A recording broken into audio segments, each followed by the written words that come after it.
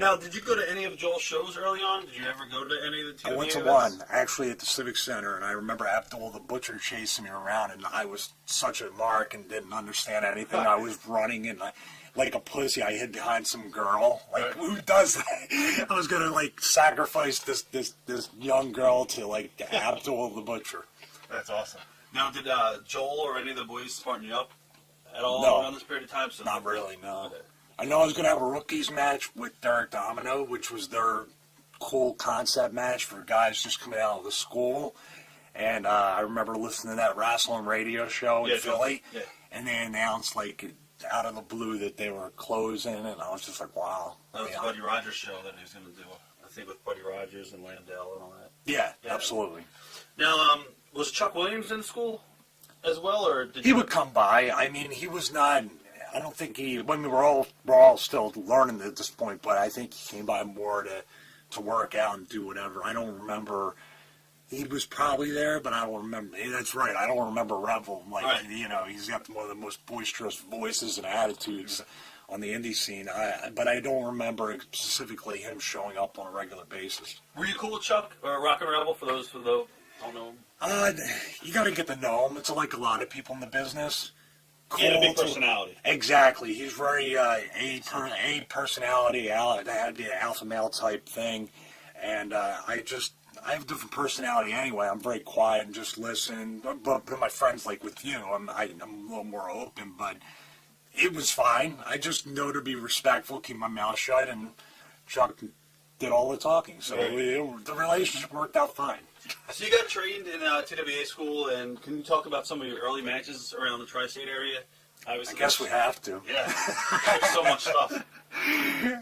I'm one of those. I look back like everybody else and just cringe. Like, wow, it's like I actually thought I was good that year or whatever. I was awful.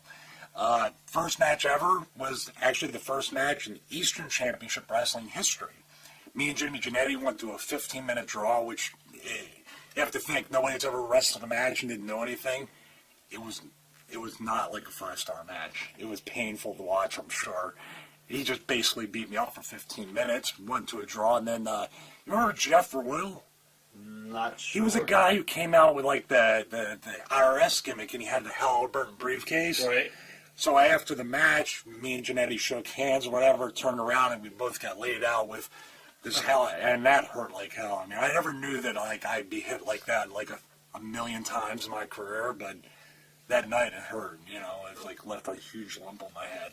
That was at Michael Jack's Sports Bar. Remember that? That's one of the I actually never got to go to any of those early ECW shows at all, or Eastern Championship Wrestling. It was funny because I worked that match with Giannetti, and I think I worked one more time after that. I'm not sure. They only did like a handful of Michael Jack shows, did the TVs, then they moved to the college, Cabrini College. Cabrini College was the first TV taping in '93. Exactly. But they tried to do it at Michael Jack's, I think, once.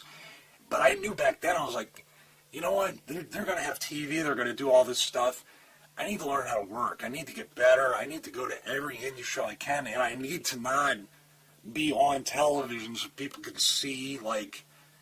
So you already had the mentality. I didn't want it. I knew you only had one chance to make your first impression. And even though I was on a show, it still wasn't TV.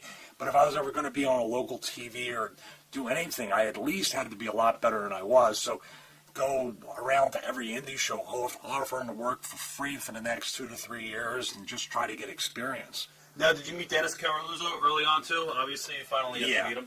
Yeah, I mean, if you want to back up a little bit, I went to Larry Sharpe's Monster Factory, which was the de facto wrestling school to go to back then. Right. It was the best wrestling school in the area. Had the Headbangers, had Bam Bam Bigelow, had a ton of guys come out of there and end up going to WWF. He told me, and he doesn't remember, that I would never, ever make it in the business. I should just give it up. I was just, I was going to get eaten alive, and I wouldn't have the mental or emotion. Whatever he did, he just kept, he went on for like a good 4 or 5 minutes about why I, wouldn't make it. Right. And that's actually the birth of I'll show you, you'll see. That's when I started saying, fine, I'll show you, you'll see. Wow.